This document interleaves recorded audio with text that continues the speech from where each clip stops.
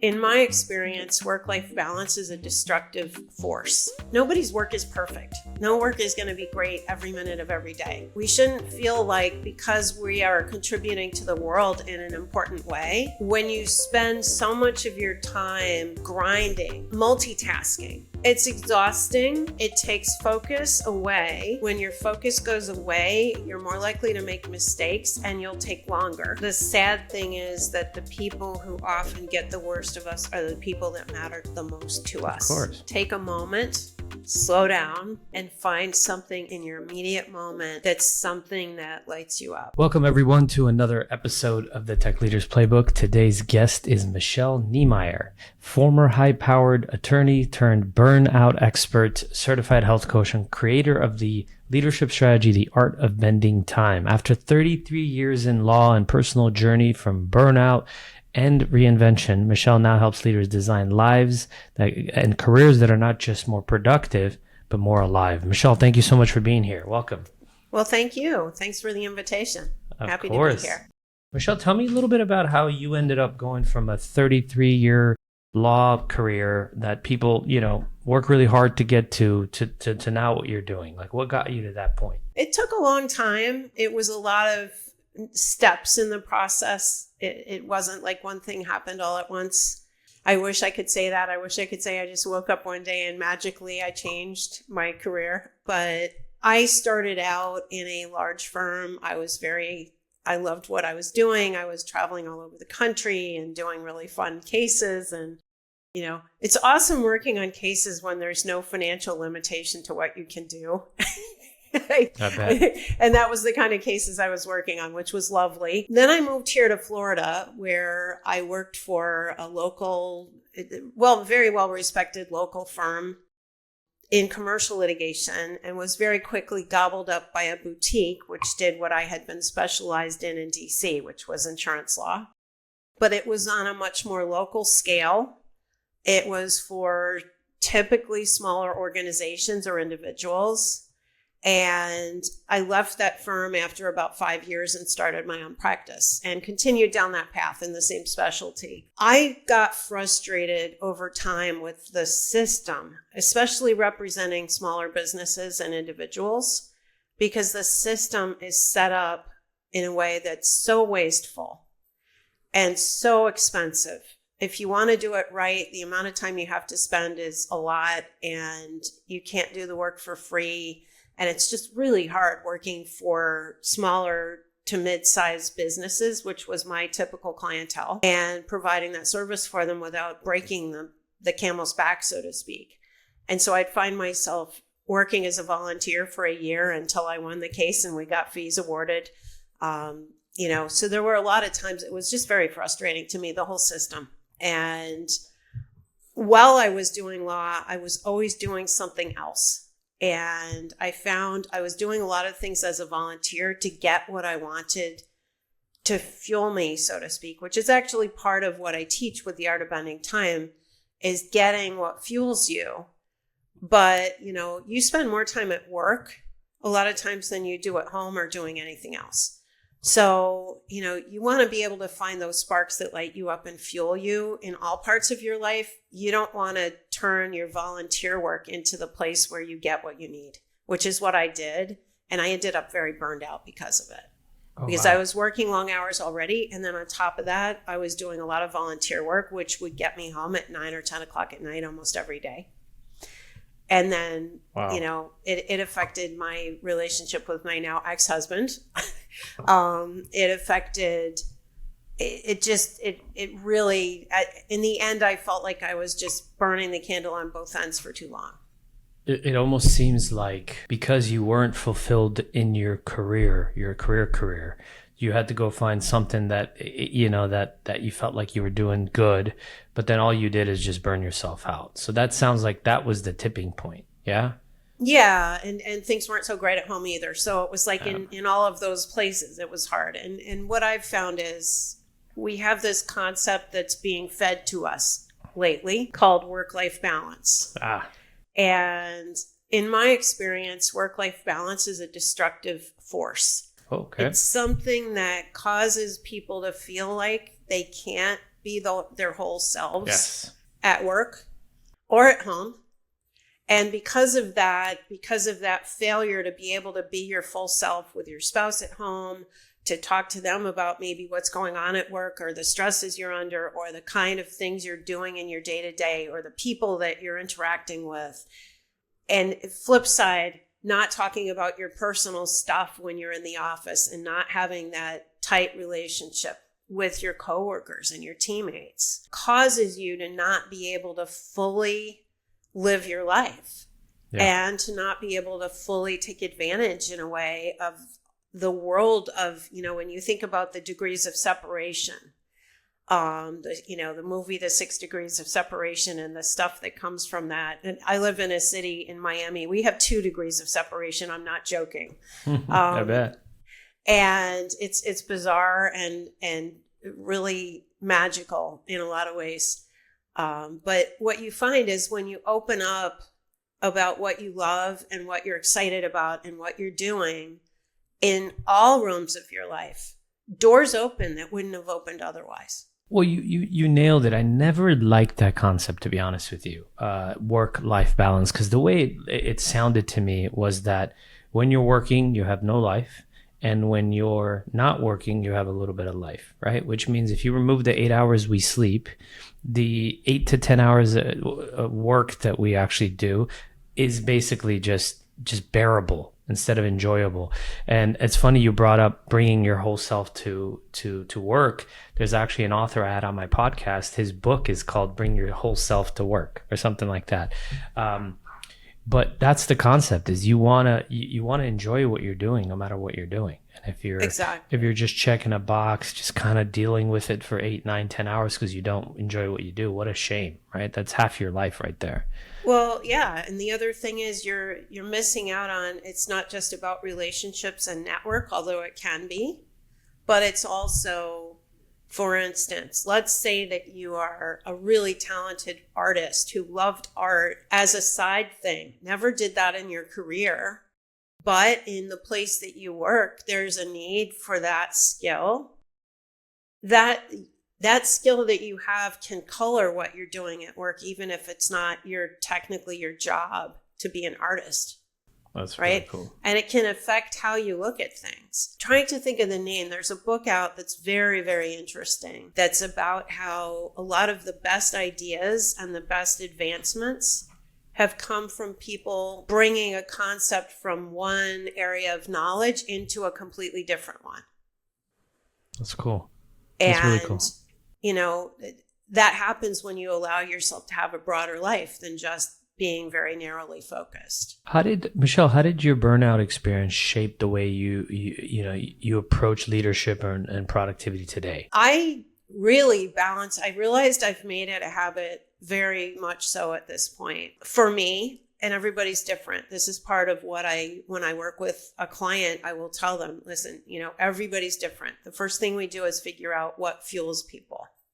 What lights them up? What makes them feel good? Some of the stuff is consistent, although like I said, nobody's exactly the same. So one way to fuel yourself is to make sure that you're physically and mentally healthy. And when I say physically and mentally healthy, I literally mean getting enough sleep, doing the things you need to get quality sleep, not just being physically in bed, but actually sleeping and getting rest from it. Another thing that I talk about is nutrition, exercise, moving your body and doing it regularly. And it doesn't have to be going to the gym and work and being a muscle head and spending 2 hours every day, right? Yeah. It could be walking to and from work every day and carrying your groceries and doing physical work around your house, gardening and, that kind of thing can be physical too. But moving your body on a regular basis matters. And we're learning more and more about how much it matters. One of the things that I always found fascinating when I got my health coaching certification was the importance of our lymph system, which they barely talk about when you learn about things in school, right? When you take biology health classes, we didn't learn about our lymph system. And what our lymph system does is basically take out the garbage. It removes the toxins that are coming out of your cells. it works without a pump. Its pump is your muscles. It's your physical movement.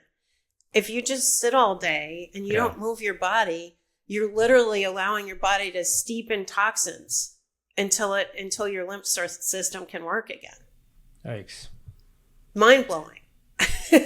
Yeah.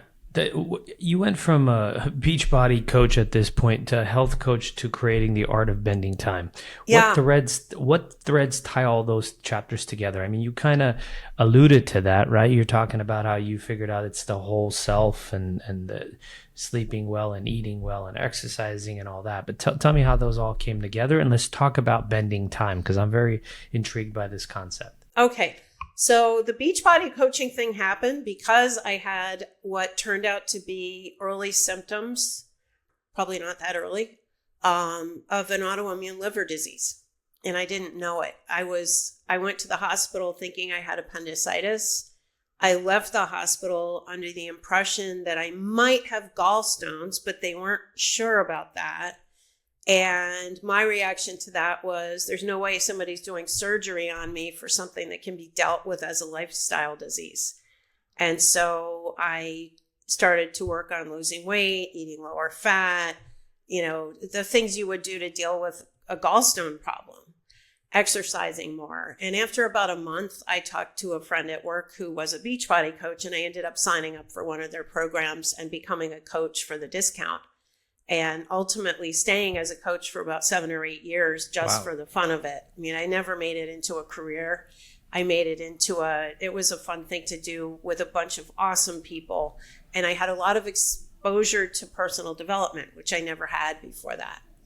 So that was really the benefit of that. And, doing that for the time I did, it gave me a lot of exposure to things I wouldn't have learned otherwise. Nice. The health coaching, about a year after I started the Beachbody programs. And at that point I was at my high school weight. I felt great. Oh. I was, really fit physically. I was eating great. I was feeling good emotionally, everything else. And then I go to the doctor for a UTI, and I was thinking, okay, I'm going for antibiotics. And he says, well, you haven't had a checkup in a while. Why don't we do some blood testing? And he did the blood testing. And what they found was that the levels of liver immunity, it's ALT, AST, and ALP, alkaline phosphatase being the big one, in a liver panel, in a certain pattern can indicate that you have this autoimmune disease, or you potentially do. And the numbers that had been already above normal, like well above normal in a looking like gallstones range, were now double those numbers. And so the doctor at that point said, you need to go to a specialist. I don't know anything about this, but this can't be good. And let's figure out what's going on. And that was when I learned that I had this autoimmune thing. And I wanted to treat it as fully as I could. And I knew that the medical standard for most things generally, but especially for autoimmunity, is treating symptoms. And the way they handle the autoimmunity is, we don't know what causes this and there's no cure. So I started doing a ton of research. And in the process of doing that research, learned about a health coaching school that had a really broad basis of medical knowledge by functional medicine and integrative medicine doctors who were on their staff to teach these programs. And so I signed up for almost a year-long course to learn about that. And in the process of learning about that, their biggest value in that school, it was a nutritional health coaching school, but they had something that they called primary food. The concept was that primary food is all the stuff that feeds you that isn't going in your mouth, to make it simple. The inputs you have through the environment, it's your relationships, it's your spirituality, it's the beauty you see around you, all these different things related to stress management, etc. And I started working on all that stuff. And that's where the art of bending time came from, in a way, was learning. I learned for myself what worked. And I realized at some point, a few years later, it didn't happen immediately, that I was very engaged again at work. I was much more happy, much more grounded. I felt calm. I had been a bundle of stress my entire life and hadn't even realized it. And now I've reached a point where I have friends who see me as the source of calm in their environment. That would never have happened in the past. And so I looked at all of it and said, what did I do that got me to this place from that place? Mm-hmm. And I realized that it was a number of different things. It wasn't all one thing, but it was it was something that I could make into a framework. And then I said to myself, what did I think I needed before I had an awareness that I was burned out? Before I had an awareness that I had this autoimmune disease and I had to do something to fix it? What was I thinking was the problem back then, or what was the pain, so to speak, that I was experiencing? And I realized that at the worst part of the burnout, I wasn't getting anything done. I was spinning my wheels a lot, and I was taking 3 times as long to get something done as I thought. And I thought I had a problem with time management. And I bought a course on time management because I thought I needed help with that. And there were some good ideas in it. There were some things that were helpful, but really most of what helped was not the time management itself. It was these lifestyle changes. That's huge. Tell me a little about, when we spoke, you talked about linear, time isn't linear, right? Yes. That it has quality and all that. Can you break that down for our audience? Yeah. So, we all think about time, or, a lot of people think about time. You look at a clock, you see we all have a certain number of minutes in an hour, a certain number of hours in a day, a certain number of days in a year. But there are people who are incredibly successful, who've done just lots and lots of amazing things. And there are people who barely are able to function on a daily basis. And it makes you wonder, what is it about the person who's so successful, so engaged, and still has time to have a family and have life and fun and joy and vacations, yep, and all that stuff too, right? Because to me, somebody who's successful in a career who has nothing else, it's a little less, like you're missing out on a lot. They're not successful. You're missing out on a lot. They're not successful. Yeah. So, and how do you define success? So how do you have that joy and the friends and the lifestyle and, the things you want to do, and you maybe have different facets of your life that you're able to feed, and how do you do that and still have time? And we see that in all kinds of contexts. We see overworked professionals who are workaholics, and I was in that category, who just, my solution to not liking my job and not liking my husband was to add a whole other full-time job, which was my volunteer work. Yes. And there are people who do that. There are people who give up on their career to completely focus on helicopter parenting their children until you wonder what those kids are going to be like when they grow up. Yeah. Right? And there's all kinds of in-betweens. And so what I realized was it's really important to have focus. And how do let's say we're talking to leaders, that's the audience. How did they identify the highest impact uses of their time? Because that's key. Oh yeah, for sure. And as a leader, one thing that I've seen a lot with leaders, and especially when they're burned out or on the verge of burnout, they're often micromanagers. They are often the person who has the meeting, tells everybody what needs to be done, either rides herd on it as it's going on, or actually takes over part of the project, and sometimes micromanages to the point where they're the one doing all the work or most of the work. Because no one could do it better than them, right? Exactly. And it might take a little more time to develop that person, and that's always the frustration, right? When you're in a leadership role, is you bring somebody on and they can't just do it like you immediately. They might never do it like you, or they might do it better than you. Yes. Hopefully that's what you're doing. Hopefully you're hiring the type of folks that are experts in their jobs so they are better than you. Exactly. And you should let them do their job and do it really well, right? Yeah.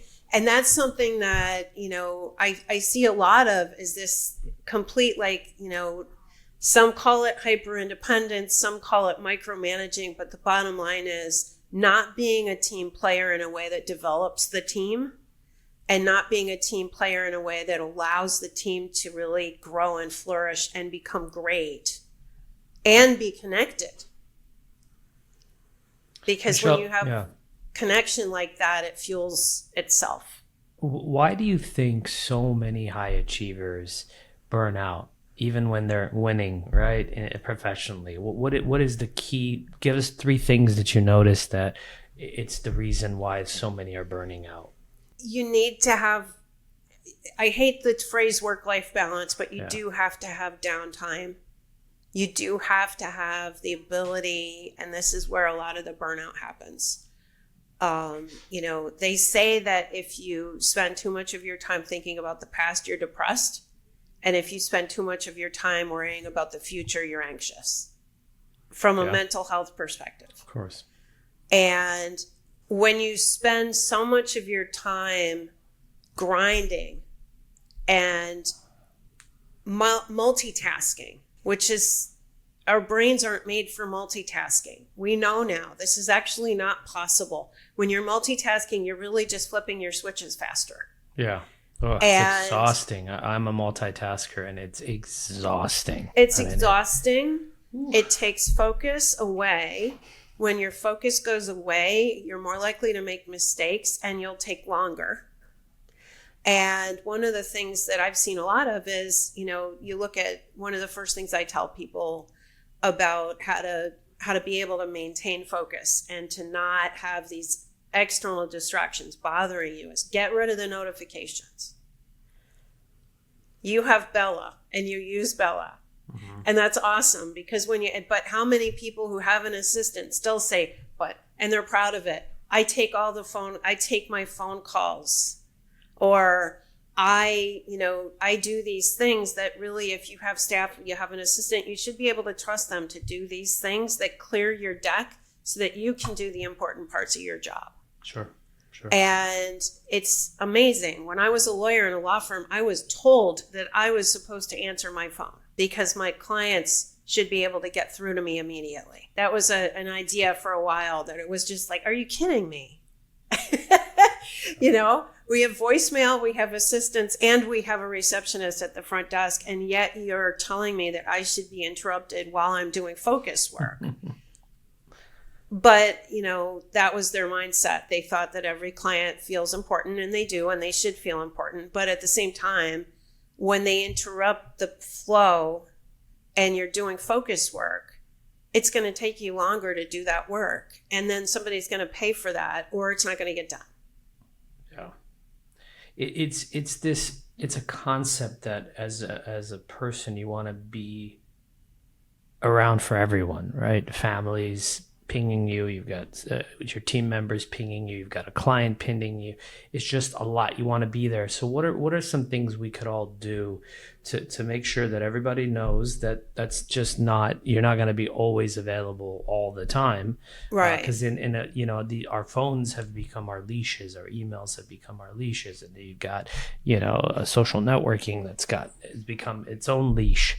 Right. How do you kind of unscramble that and create a world where we can focus 100% of time on family when it's family time, and 100% of our time at work when it's work, so that we can single task and enjoy what we do and give it our all and then breathe? Yeah. And you want to do that. When you're on a call with somebody, you want to be talking to that person. You don't want to be constantly picking up your phone and looking and having that moment where it's clear to them that you're not interested, right? You're more interested in the thing on your phone.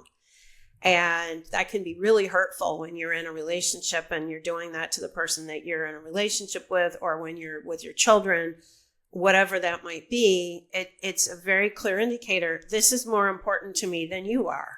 Yeah. Even if it's not true, that's how it feels. So what I recommend to people is to take away the notifications. eliminate them and schedule so that if you have, and it's just frustrating how many different places now we have things coming to us from, right?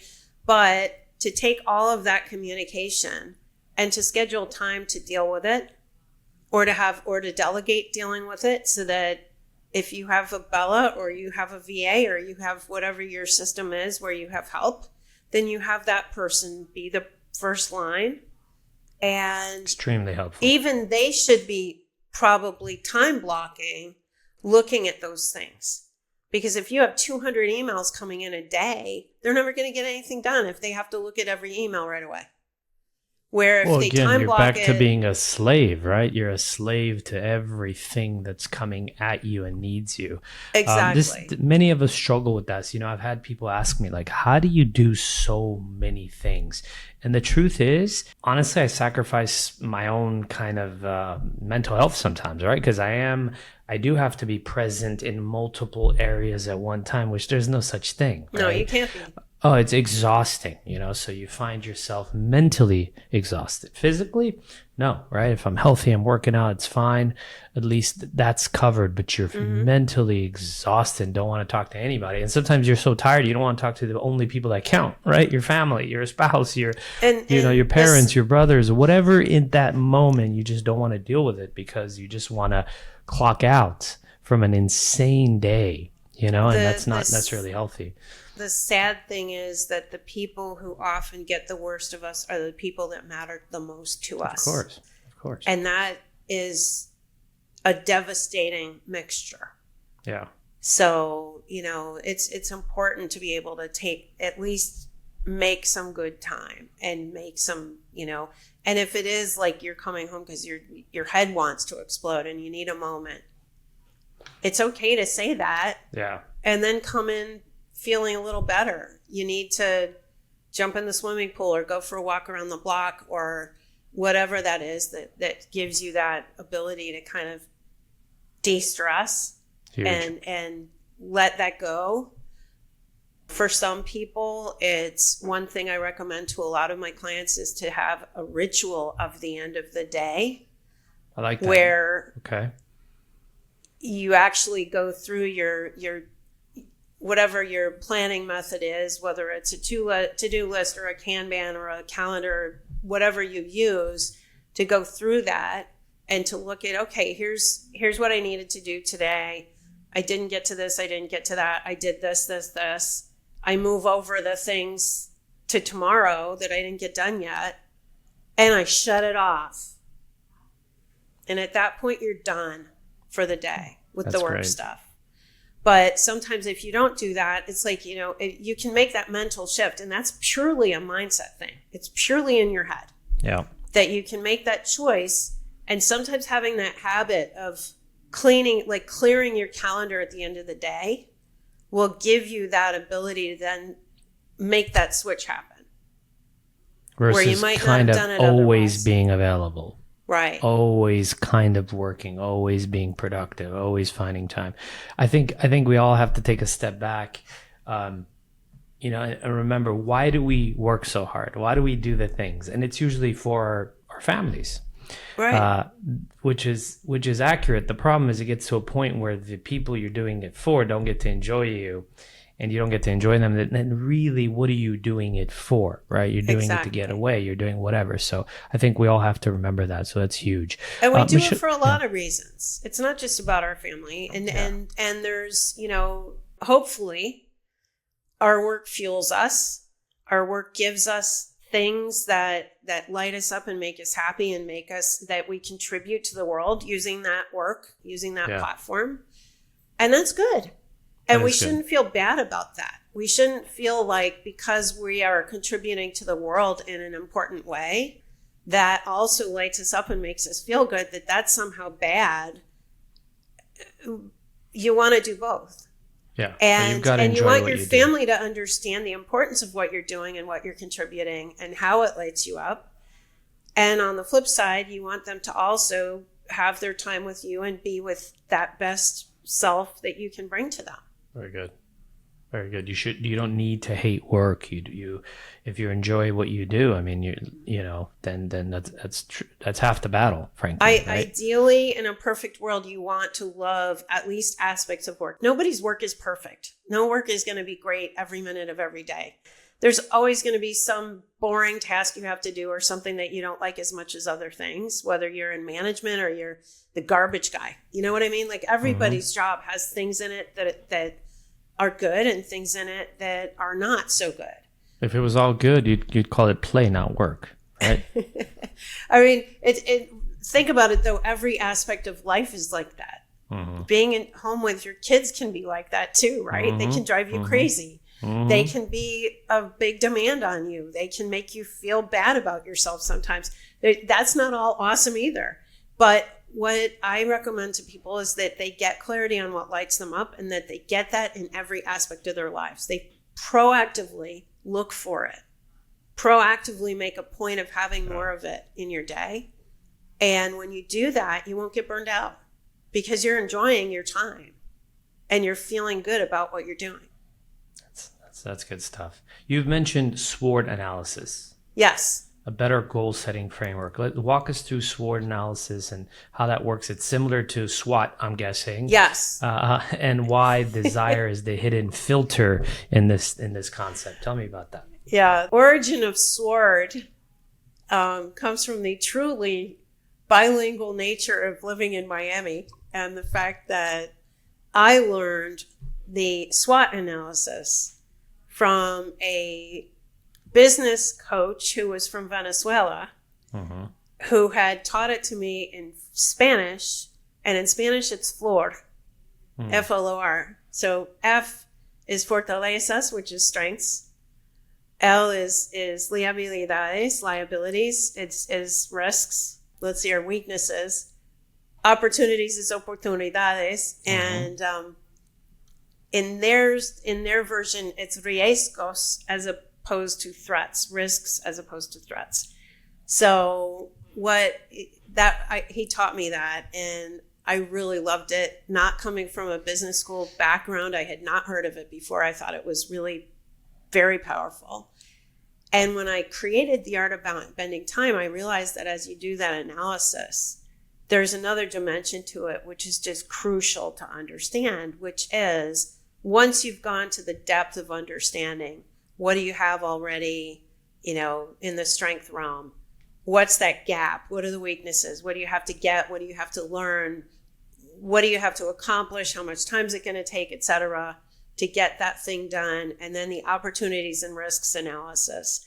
The next piece of it is I say to my clients, now that you've done that, 1 to 10, how much do you want it? And I don't give them time to think about it. Just from a gut level, when you've done the thorough analysis, and this can be true of a leadership position as well. It could be a project for your team.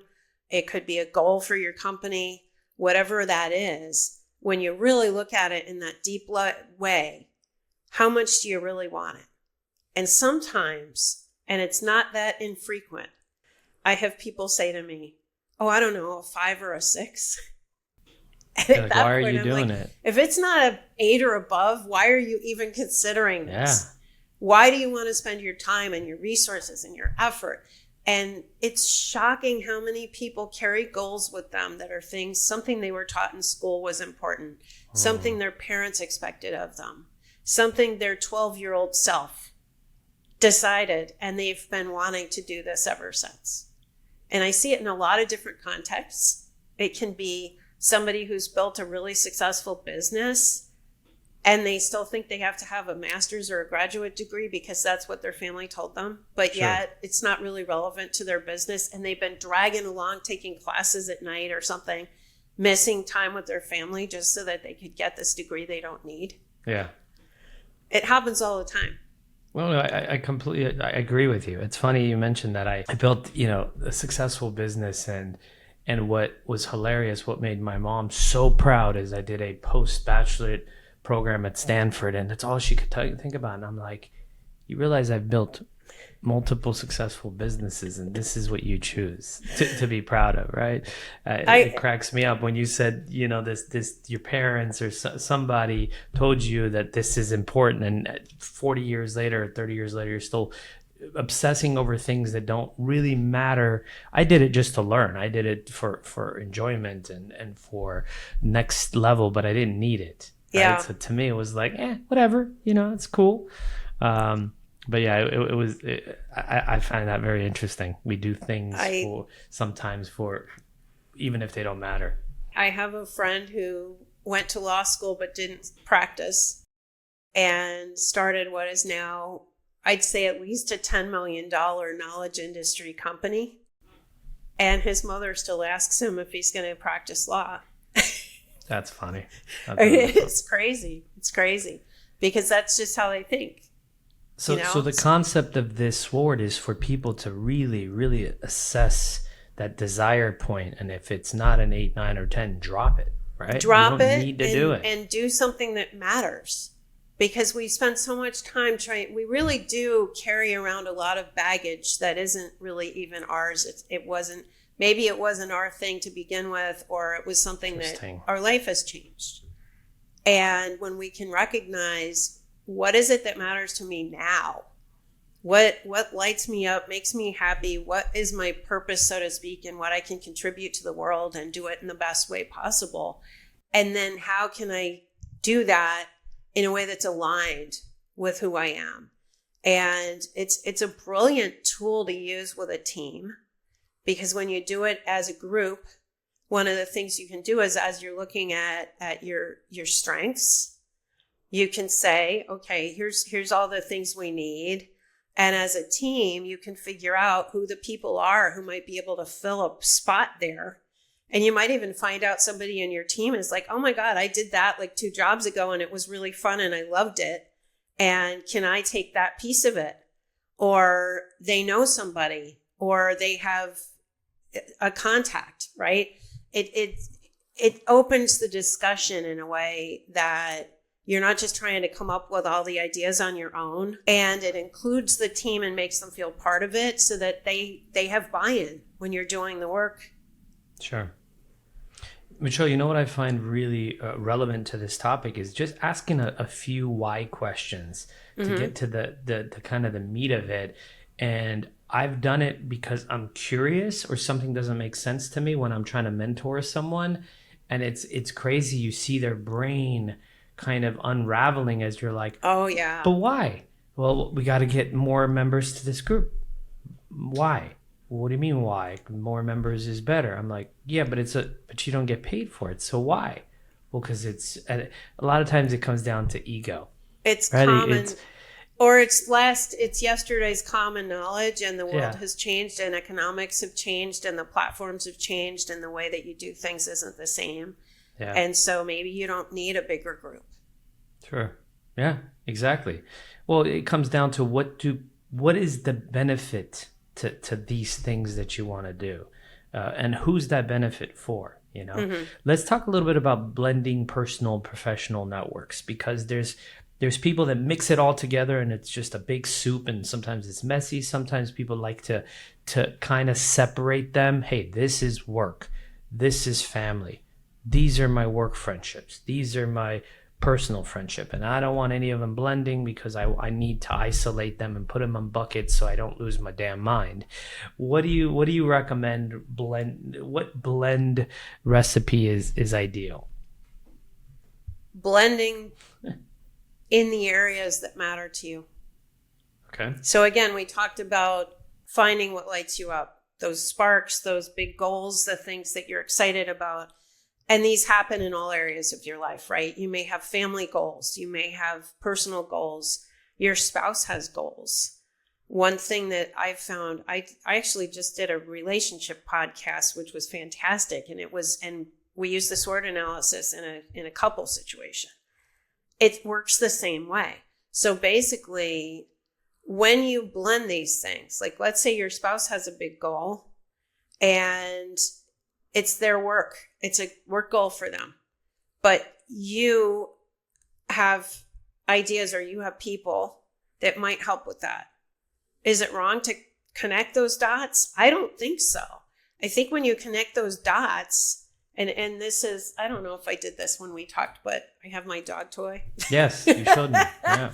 So I have this dog toy, and the point of the dog toy is that if you have a goal here and you're over here, and the normal path to that goal would be you're doing a lot of things by yourself, you're not really asking for help, you're not doing, you're researching, you're getting online, you're doing the work, and you're here and you have to get here. It might take you 3 to 5 years to get there. But if you expand into your broader network and cross those lines and talk to people about what you're interested in and find out if somebody has a family member or a friend or somebody who has done this thing that you're excited about doing, but you don't know anything about it, you can all of a sudden take this thing and turn it into this thing. And you're doing it by learning from the experiences of others, which is great. And while you're doing it, you're not just learning. I mean, you could go online and you could maybe find out from ChatGPT or whatever, but you don't make relationships by going on ChatGPT. You make the relationship by meeting somebody's uncle who did that, who introduces you to a club, and the club has resources. And now all of a sudden you have actually a community of people who know about what you want to do and they can help you with it, as an example. That's huge. And that's what you call crossing the line.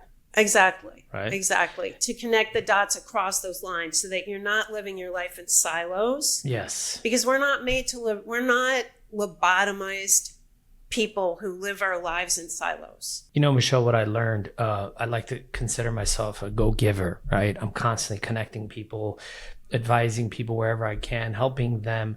And years later, I realized, wait a minute, I never asked for favors ever, because it just wasn't my thing. I don't help people to get help back. I do it because I like connecting people. And I realized, whoa.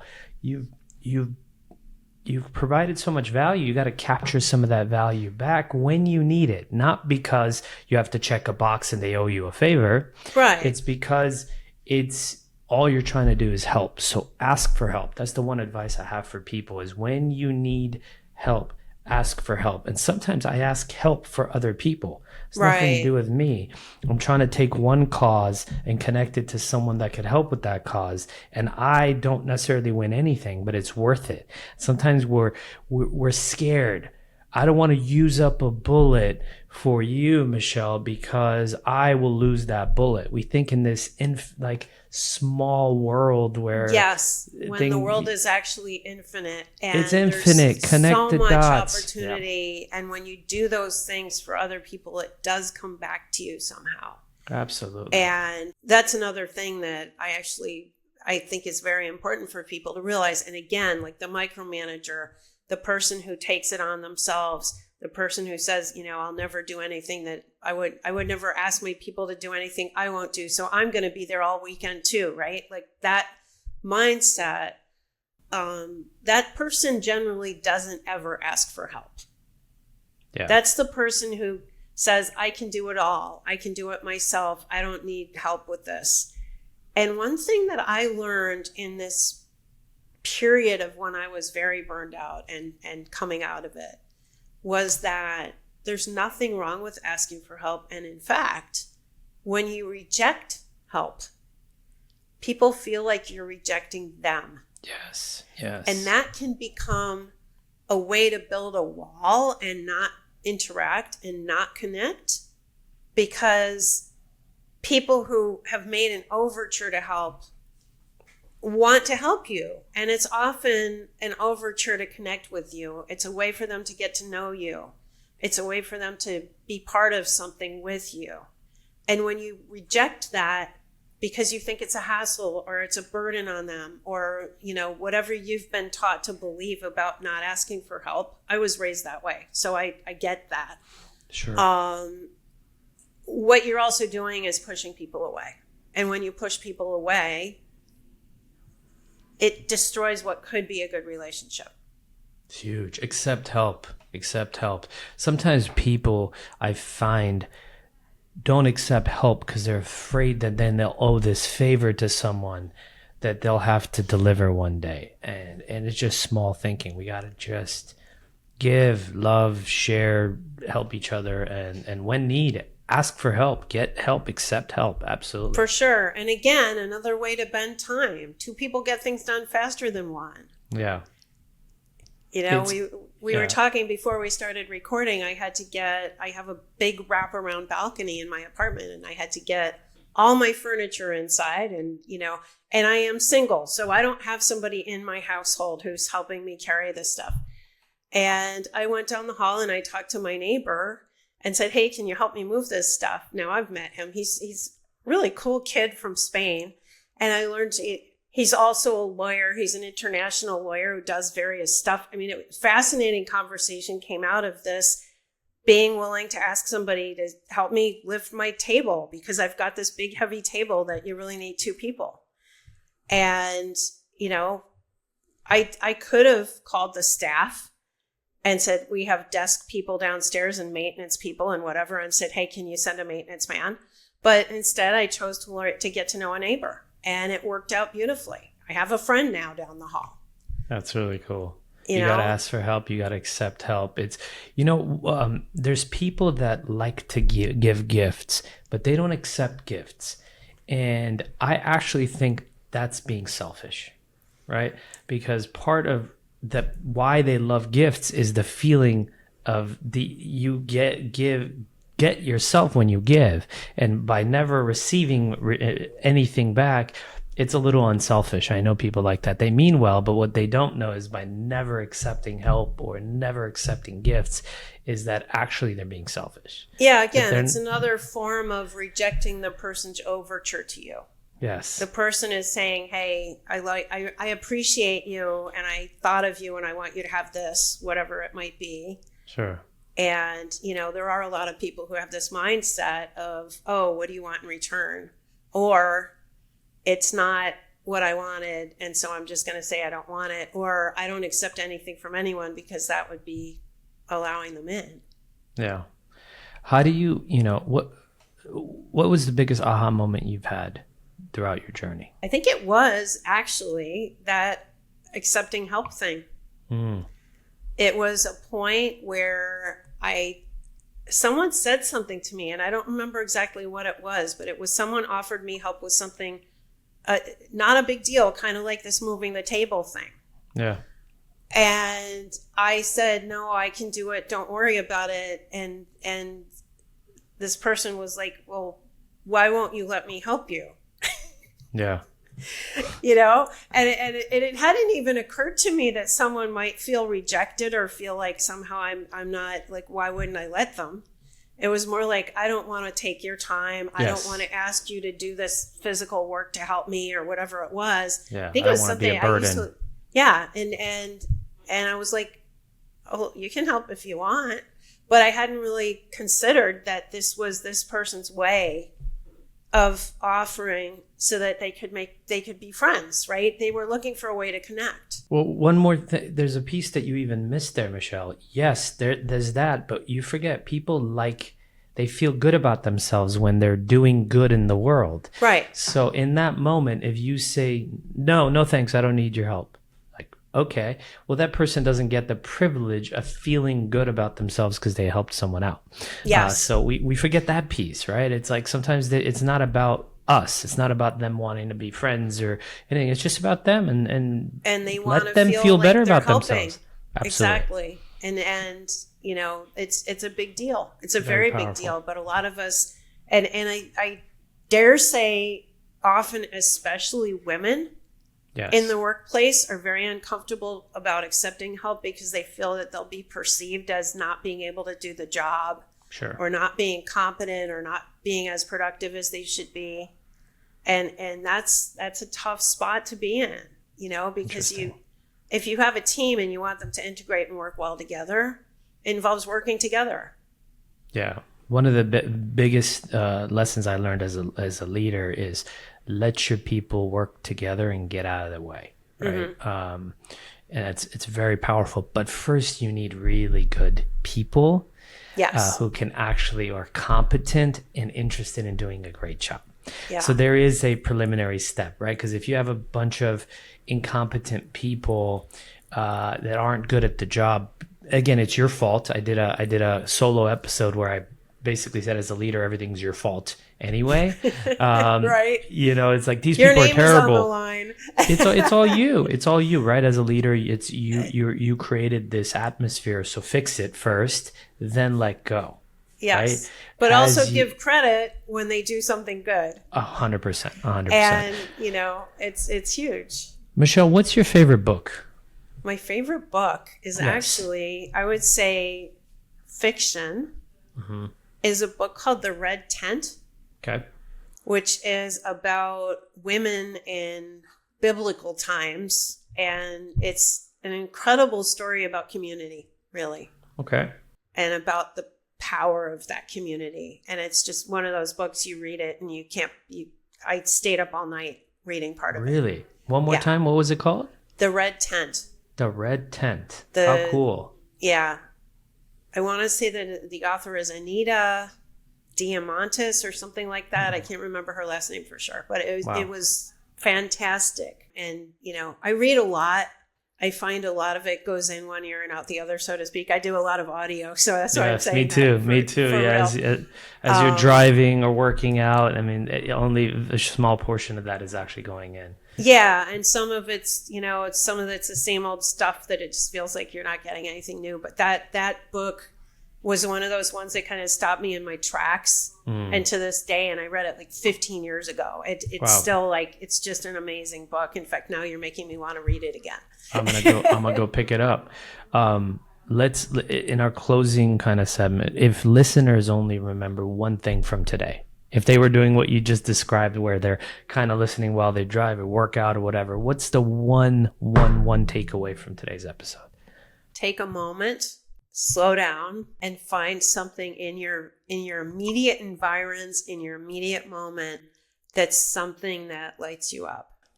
Whether it is a painting on the wall or a picture of your family or the color of the sky or whatever that might be in the moment, the way it feels to drive your really powerful sports car that you're driving, whatever that thing is, find one of those sparks.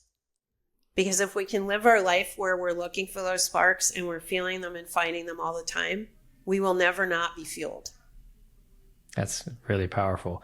I had a gentleman named Scott on my episode a long time ago, about 2 years ago, and he talked about micro vacations, right? These are 15-minute walks or meditation sessions, whatever it was. He had done a study, and it was actually people, even if they took a month off or a week off or a year off or quit that terrible job, whatever it was, it didn't actually help their burnout. It was when they took daily micro vacations where they just enjoyed things is where they were actually happy, right? And it doesn't even take 15 minutes. Yeah, that's interesting. It can literally be smelling the coffee in the cup of coffee that's on your desk. Yeah. And you love that smell and it tastes so good and it feels good to hold the cup in your hand. And when you can acknowledge that, because a lot of what happens when we get burned out is we lose the ability to appreciate those really good things that are happening all the time for us. And instead of appreciating them, it's just going past us because we're too focused on worrying about what the next thing is. What's next? What's next? Exactly. Yeah, and when you're doing that, you're not in the moment and you lose your ability to appreciate the moment. Absolutely. Michelle, when I was young in our business, many, many, many years ago, when I didn't own a company, every time I would close a big deal, I would text my wife and say, hey, we're going to do dinner out tonight. It was like every single deal was one, I would get dinner with my wife. And at the time, my daughter was just us three. Now I have a son too. And that was enjoyment. Every single deal. Now these deals were big and they only happened 1 to 3 times a month. And then I would go get a special, I would take a moment, I would go get a massage or I would do something where I spent money on myself. And it was so enjoyable. When I started winning so often, it was just another thing. It wasn't even a big deal. So I missed anymore. a little bit of the that energy and all that, so I'm glad and for me in law, it was kind of a different situation because, and I know when we talked before, I was a tech headhunter before I was a lawyer. Interesting. So I understand that business, and I understand the, 3 or 4 times a month, somebody gets placed and it's exciting and it happens relatively fast, maybe not immediately, but it's a pretty quick turnaround. And in law, sometimes you can wait 6 months for a judge to rule on a motion that you argued.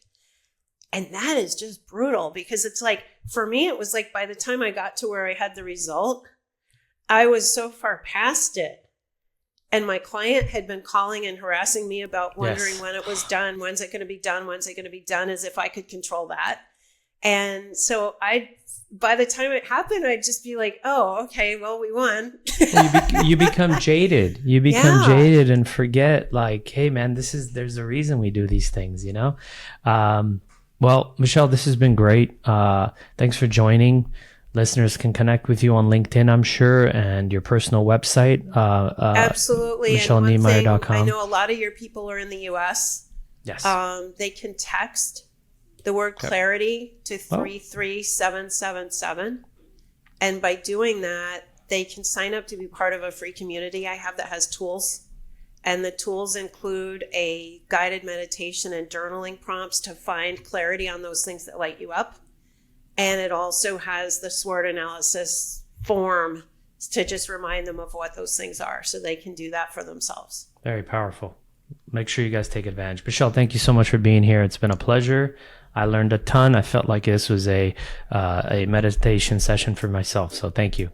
Well, thank you, Avetis. It's been a pleasure. Take care. And that brings us to the end of another great episode of the Tech Leaders Playbook. I want to thank you for joining us and hope you took away some valuable insights to apply in your professional journey. Don't forget to subscribe on your preferred podcast platform so you don't miss out on the next great conversation. I promise it'll be good. If you enjoyed today's episode, we'd appreciate if you could leave us a review. Your feedback not only helps us improve, but it also helps others discover the podcast. Better leaders mean better working environments. Better working environments leads to happier people. Remember, a rising tide lifts all boats. I'm Avetis Antaplyan, and this has been the Tech Leaders Playbook. Keep leading, keep learning, keep giving, and I'll see you on the next one. Until then, stay inspired, my friends.